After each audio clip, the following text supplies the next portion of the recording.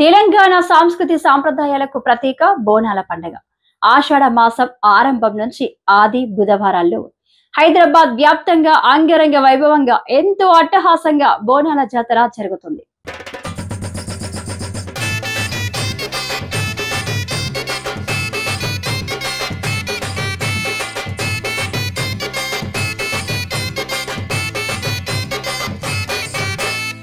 శివసత్తుల పూనకాలు, పోతురాజుల విన్యాసాలు, డప్పు చప్పుళ్లతో భాగ్యనగరం అంతా సంబరాల్లో మునిగిపోతుంది. గ్రామ దేవతలు పోచమ్మ, మైసమ్మ, ముత్యాలమ్మ, ఎల్లమ్మ, బాలమ్మ, మహంకాలమ్మ, పెద్దమ్మ సహా ఇతర అమ్మలకు బోనాలు సమర్పిస్తుంటారు. అందరూ కలిసి జాతరగా వెళ్లే సమయంలో వీరి వెంట పోతురాజులు కూడా ఉంటారు. అసలు ఈ పోతురాజులు ఎవరు? బోనాల్లో వీళ్ళ ప్రాముఖ్యత ఏంటో ఇప్పుడు తెలుసుకుందాం.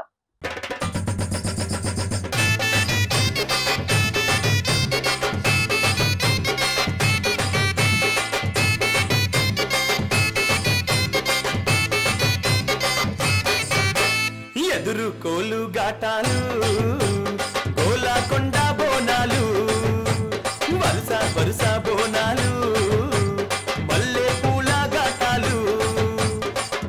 పోతురాజు ఎవరు? శివ పార్వతులు ఓ రోజు వన విహారానికి వెళ్తారు. అక్కడ పార్వతీదేవి కొలనులో నుంచి 7 దోసిళ్లతో నీళ్లు తీసుకొని తాగుతుంది. అప్పుడు సద్యోగర్భంలో 7 కన్యలు పుడతారు. నీళ్లు తాగితే పిల్లలు పుట్టడం ఏంటని ఆశ్చర్యపోయిన పార్వతీదేవి పరమశివుడి వద్దకు వెళ్లి విషయం చెబుతుంది. తన వల్లే జన్మించిన ఆ 7 కుమార్తెలను తమ వెంట కైలాసానికి తీసుకెళ్దామని పరమేశ్వరుడిని ప్రాధేయపడుతుంది. పార్వతీదేవిని వద్దని వారించిన శివుడు వారి జన్మల వెనుక అసలు రహస్యం ఏంటో వివరిస్తాడు. ఆ 7 కుమార్తెలు స్వతంత్ర ప్రవృత్తితో ఉంటారని, అందుకే వారిని వదిలేసి మనం వెళ్ళిపోదామని పార్వతీదేవితో చెబుతాడు. మరి వారికి రక్షణ కల్పించేది ఎలా? వారిని కంటికి రెప్పలా చూసుకునేది ఎవరు అని పార్వతీదేవి అడగ్గా పరమేశ్వరుడు ఓ గణాన్ని సృష్టించి పోతురాజు అని పేరు పెడతాడు.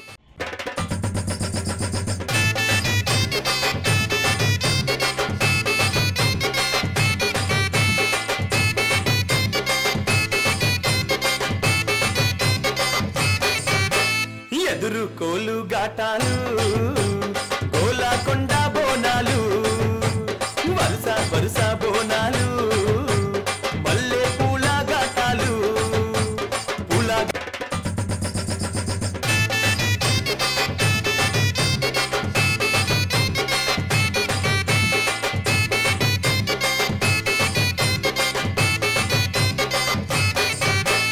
ఎదురు కోలు గాటాలు, గోలాకొండ బోనాలు, వరుస వరుస బోనాలు, మల్లె పూల గాటాలు. ఆ 7 పోతురాజు కంటికి రెప్పలా కాపాడాలని ఆదేశించి పార్వతీ పరమేశ్వరులు అక్కడి నుంచి అదృశ్యమవుతారు. అప్పటి నుంచి ఆ 7 పోతురాజు కాపలా కాస్తూ రక్షణ కల్పిస్తూ ఉంటాడు. ఆ 7 పేర్లు పెరవాణి, శివవాణి, కొండవాణి, ముద్దరాలు, జక్కులమ్మ, కామవల్లి, శర్వాణి. ఈ పేర్లనే పోచమ్మ, ఎల్లమ్మ, మంకాలమ్మ, పెద్దమ్మ అంటూ వివిధ పేర్లతో ఒక్కో చోట ఒక్కోలా పిలుచుకొని భక్తులు పూజిస్తుంటారు.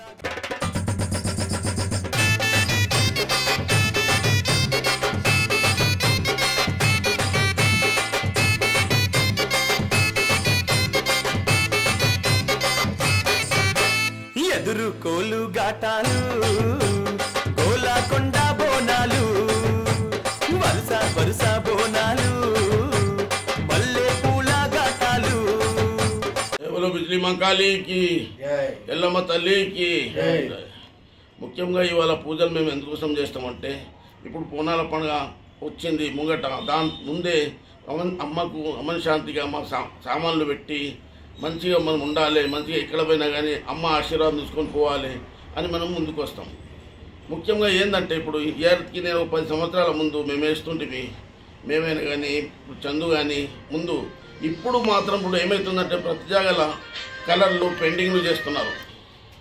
ఆ పెయింటింగ్లు గిట్ట అది సరిలేవు. ఎందుకంటే అమ్మవారికి ఎక్కేది ఏంది పసుపు కుంకుమ విభూది మా అంటే కాటిగా పెట్టి మేము బయటకు వెళ్తాం. అమ్మ మొత్తం వెనుక ముందు చూసినామే అమ్మ, దాని గురించి మేము బయటికి వెళ్తాం. కానీ ఇప్పుడు మాత్రం ఏం చేస్తున్నారు, ప్రతి ఒక్కళ్ళు సగం కలర్లు అది పెయింటర్ వస్తుండ్రు, ఎంటికలకి పెయింటరు, అది ముఖ్యం మంచిది కాదని అనుకుంటున్నాను. ఎందుకంటే మా టైంలో జయంత్ కానీ ఇప్పుడు చందుబాయి కానీ ఎంతోమంది మేము వేస్తుంటాం కదా, ఎన్ని సంవత్సరాలు వేసినాము. ఖాళీ పసుపు కుంకుమ విభూతి, ఈ మంత్రాలు నిమ్మకాయలు ఏం పెట్టకపోతే అంత అమ్మ ఆశీర్వాదం, ఆమెను మొక్కి బయటికి వెళ్తుంటాం. బోనాల రోజు పోతురాజులను ఉపవాసమే. ఆషాఢ మాసంలో జరిగే బోనాల జాతర వేళ పోతురాజులు కనిపిస్తుంటారు. పోతురాజులుగా కొందరు వ్యక్తులు వేషధారణతో గంభీరంగా భీతి కొలిపే రీతిలో వేషధారణతో కనిపిస్తారు. భారీ శరీరంతో, గుబురు మీసం, గడ్డంతో, నాలుక బయట పెట్టి భయంకరమైన కళ్ళతో పోతురాజులు కనిపిస్తారు. ఈ పోతురాజుల వేషం వేసేవారు ఆ రోజంతా ఉపవాసం ఉంటారు. ఉదయాన్నే లేచి స్నానం చేసి అలంకరణ సామాగ్రికి ఇంట్లో పూజలు చేసి అలంకరించుకుని బోనాల వద్దకు వెళ్తారు. ఈ వేషంలో ఉన్నప్పుడు ఘన పదార్థాలు తీసుకోరు. కొందరు శక్తి కోసం కొబ్బరి నీళ్లు, పండ్ల రసాలు సేవిస్తారు.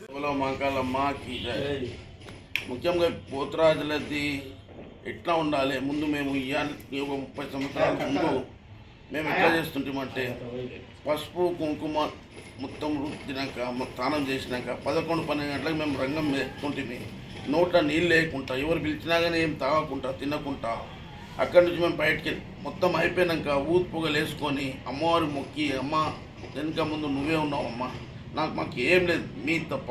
ఎందుకంటే 7 అక్కజల్లలో ఒక తమ్ముడు ఆనందంగా మంచిగా ఆమె మొక్కి ఆమె చేసి ఆమె ఆశీర్వాదం తీసుకొని మేము బయటికి వెళ్తాం. వెళ్ళినా కానీ ఎక్కడ పోయినా కానీ మంచిగా మాకు ఏం కాకుండా మంచిగా పోయి మిరియాల మండీలు వేస్తుంటే జబర్దస్త్ పోతుంటే మొత్తం మండి మొత్తము రోడ్ల మొత్తం తిరుగుతుంటే మళ్ళీ వస్తుంటే మొత్తం ఆనందం ఉంటుంది మాకు. ఎందుకంటే అప్పుడు ఏం లేదు, కలర్లు ఏం లేవు, ఖాళీ పసుపు కుంకుమ విభూతి మా అంటే కాటిగా పెడుతుంటాం కాళ్ళకు కళ్ళకి ఇట్లా. దాని తర్వాత ఏం పెట్టకపోతుంటాం, చంపేస్తుంటాం అప్పుడు. దాని తర్వాత ఏం కలర్ ఏం లేవు, ఇక నిమ్మకాయలు కూడా పెట్టకపోతుంటాం అప్పుడు. ఎందుకు, అమ్మ ఆశీర్వాదం ఉంది మనకని, ఇంకోటి ఏం లేదు మనకు. విన్నావా? ఇప్పుడు ఏదో చేస్తున్నారు కానీ అది ఎందుకంటే అమ్మవారు కూడా ఇష్టం ఉండదు అనుకుంటా నేను. అమ్మకి కావాల్సింది ఏంది, పసుపు కుంకుమ విభూతి. పోతురాజుల అలంకరణ. ఒకప్పుడు పసుపులో నూనె కలిపి ఆ మిశ్రమాన్ని ఒళ్ళంతా పూసుకునేవారు పోతురాజులు. తర్వాత వివిధ రంగులు, రకరకాల బొట్లు, కళ్ళకు భయంకరమైన లెన్సులు, విచిత్రమైన వేషధారణతో కనిపిస్తున్నారు. పోతరాజు తయారు అయ్యేటప్పుడు ధరించేది ఏంటంటే ఒక చెప్పి లంగోటి, మరి మామూలుగా ఇప్పుడు అప్పట్లో లేకుండా ఇప్పుడు ఈ పూసలు, ఈ మళ్ళీ పోతరాజు బయటికి వెళ్ళేటప్పుడు మా అంటూ గురువులు ఆనాడు ఉన్న ఆచారంతో ఈ యొక్క అంది, ఈ చేతికి ధరించిన ఒక అమ్మవారి యొక్క కడెము, ఈ అందీలతోటి అమ్మవారిని పోతరాజుని బయటికి తీయడం జరుగుతుంది. ఈ అందిలో ఉన్న ఒక చమత్కారం ఏంటంటే పోతరాజు బయటికి వెళ్ళేటప్పుడు ఆ అందిని చూస్తూనే వెళ్తాడు. ఎందుకంటే ఆ అందిలో ఉన్న ఒక అద్భుతమైన అంటే ఒక శక్తి ఉంది. మాకు ఆనానుండే మా గురువులు అదే ప్రకారంగా తీస్తారు, అదే ప్రకారంగా వెళ్తాము మేము. ఇవి ధరించడం జరుగుతుంది. దాదాపు ఇది వచ్చేసి మాకు ఒక 12-13 కిలోలు వస్తుందండి. ఈ యొక్క పోతరాజు సామాన్ మాకు ధరించడం మొత్తం ఒక 12-13 కిలోలు వెయిట్ ఉంటుంది. మరి ఇంకోటి ఏంటంటే సాయంకాలము 5కు బయటకు వెళ్ళామనుకో నైటు 12, 1-2 అవుతుండే. మరి అదే ప్రకారంగా జరుగుతుంది.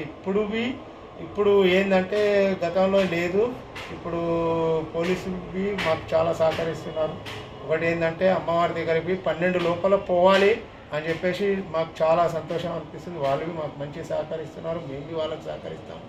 చెమటకు, వానకు, ఒంటికి వేసుకున్న పసుపు చెదిరిపోతుందని పసుపు స్థానంలో రంగులు పూసుకుంటున్నారు చాలా మంది. చేతిలో ఈరకోల. పోతురాజుల చేతుల్లో కొరడా, ఈరకోల ఉంటాయి. కొరడా జులుపిస్తూ వాళ్ళు ఆడే ఆట చూడడానికి చాలా మంది వస్తుంటారు. అయితే ఈ కొరడాను ఈరకోల అని పిలుస్తుంటారు. కొరడాను శిక్షించేందుకు వారు. అయితే ఈరకోల కాస్త భిన్నం. బోనాల జాతర వేళ పోతురాజుల వద్దకు వచ్చిన మెడలో ఈరకోల వేయించుకుంటారు. చిన్న పిల్లలకు ఈరకోల వేయిస్తారు. అలా చేస్తే మంచి జరుగుతుందని, ఆరోగ్యంగా ఉంటారని భక్తుల విశ్వాసం.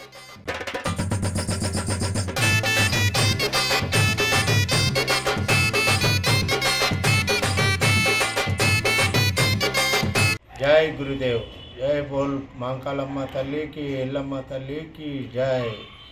గత 32 సంవత్సరాల నుండి మా గురువుల ఆశీర్వాదంతో ఈ రోజున ఆషాఢం వస్తుంది కనుక అమ్మవారి యొక్క ఈ పూజా కార్యక్రమము పోతరాజు అంటూ ఇక్కడ పెట్టినట్టు పోతరాజు అలంకరించుకున్నట్టు వీరగోళలు ఇవి అమ్మవారికి పోతరాజుని బయటికి తీసేటప్పుడు అందీలు ఇవన్నీ కార్యక్రమాలు ఈ రోజున ఆ పూజ జరపవలసిందిగా కంపల్సరీ మా గురువులు చూపించారు. మేము అదే ప్రకారంగా చేస్తున్నాము. మరి ఇక గతంలో ఇప్పుడు ఇన్ని సంవత్సరాల నుండి మా గురువులు చూపించిన పసుపు కుంకుమ అవిటితోటి అలంకరణ చేసుకొని అమ్మవారి యొక్క బోనాలని ఊరు పాడి పంట పిల్ల జల్ల అందరూ సల్లంగా ఉండాలని చెప్పేసి మా గురువులు చెప్పడం జరిగింది. మేము అదే ప్రకారంగా ఇప్పటి వరకు మేము అదే ప్రకారంగా చేస్తున్నాము. మళ్ళీ అమ్మవారు మాకు అట్లాంటి ఒక శక్తి మా గురువులు నడిపించిన ఆ నడకను బట్టి నడుస్తున్నాము. కానీ ఇక విగ్గులని వేస్తున్నారు. ఇక వాళ్ళు పబ్లిక్వి ఏంటంటే జనాలువి ఇది బాగుంది అది బాగుంది అన్నట్టు మాట్లాడుతున్నారు. కానీ జనరల్గా అయితే పసుపు కుంకుమ వింటనారి గజ్జలు ఇవి కట్టుకొని పోతరాజు అనేది చేయడం ధర్మం. అది మరి ఇక అది మనం వాళ్ళ అభిప్రాయం వాళ్ళ ఇష్టంతో మనం ఏం చేయలేం కదండి. చెప్పడం అయితే చెప్తున్నాము, వద్దు బాగుంటుంది ఇలా చేస్తే బాగుంటుంది అని చెప్పినాము. మరి ఇక మన పోతరాజు సంఘం మన చాలామంది ఆర్కేపురం రాకేష్ గబ్బర్ సింగ్ టీం వాళ్ళు మరి ఇట్లాంటి శివ తలవార్ శివ అటువంటి వాళ్ళు అందరు కలిసి గవర్నమెంట్ తరపు నుండి మన తరతరాల నుండి మా పిల్లలు అందరూ వేస్తున్నారు. మామూలుగానే పనులు చేసుకొని వస్తున్నారు. కానీ ఒక గవర్నమెంట్ నుండి మాకు ఏదన్నా జీవన ఉపాధి దొరుకుతుందన్న ఒక ఆశ ఇన్నేళ్ళ సంది చేస్తున్నాం. కానీ అందరూ అంటారు అరే పోతరాజు చాలా కమాస్తున్నాడు, పైసలు చాలా ఇస్తున్నాడు అని అంటున్నారు. కానీ అది ఎక్కడ వచ్చేటి అమ్మవారి ఎక్కడ ఖర్చు పెట్టాలో అక్కడ ఖర్చు పెట్టేస్తున్నాయి అమ్మవారు అని. అది మాకేందంటే ఒక ఆశ, ఒక రూపాయి ఒక గవర్నమెంట్ నుండి గుర్తింపు దొరుకుతుందన్న ఒక ఆశ అంతే. మాకు ఉద్యోగాలు లేవు, మా పిల్లలకు లేదు. మరి ఆ గవర్నమెంట్ కాస్త మాపై దయించి మమ్మల్ని జర ముందుకు నడిపిస్తే బాగుంటుందని మా ఆశ. మరి మా గురువులు మాకు అదే చూపించారు, అదే ప్రకారంగా నడుస్తున్నాము. మళ్ళీ పోతరాజులకు మేము చెప్పే విజ్ఞప్తి ఏంటంటే వాళ్ళు అమ్మవారి ఒక ఇష్టంతో వాళ్ళు ఎన్నో డబ్బులు ఖర్చు పెట్టి వాళ్ళు ఒక ఊరేగింపు అమ్మవారు ఒక బస్తీలోకి వెళ్ళి తీస్తున్నారంటే ఆ బస్తీ అందరు బాగుండాలని తీస్తారు. మన పోతరాజులకు విజ్ఞప్తి ఏంటంటే చెప్పేది దయచేసి ఇప్పుడు గ్రహించండి, మీరు తాగకుండా మంచిగా ఒక్క బొత్తోటి కానీ మీరు చల్లంగా మంచి అమ్మవారి ఒక 5-6 గంటలు మీరు ఓపిక బట్టి ఆ అమ్మవారిని ఊరేగింపు చేసి అమ్మవారి గుళ్ళోకి వచ్చేదాకా మీరు నిష్టగా ఉన్నారంటే మీరు సాధించినట్టేనని చెప్పి నేను చెప్తున్నాను. మా గురువులు అదే చెప్తున్నారు. ఎందుకంటే అనుభవించి బయటకు వచ్చాము, మేము ఉన్నాము కానీ అనుభవించి బయటకు వచ్చాము. వద్దు ఇక ఇదివరకు అయితే మీరు దయచేసి ఈ పోతరాజులకు అందరికీ ఒక విజ్ఞప్తి, చాలా జాగ్రత్తగా చేస్తే మనకు మంచిది, మన పిల్లలకు మంచిది, ఊరుకు మంచిది, తీసే వాళ్ళకు చాలా మంచిది. వాళ్ళు నమ్మకం పెట్టుకొని మళ్ళీ మనల్ని రావాలయ్యా స్వామి మీరు రండి అని చెప్పి పిలుస్తారు. దయచేసి ఇది ఒక్కటి గ్రహించండి మీరు. ఇది ఎంతో బాగుంటుంది మనం కార్యక్రమాలు చేస్తే.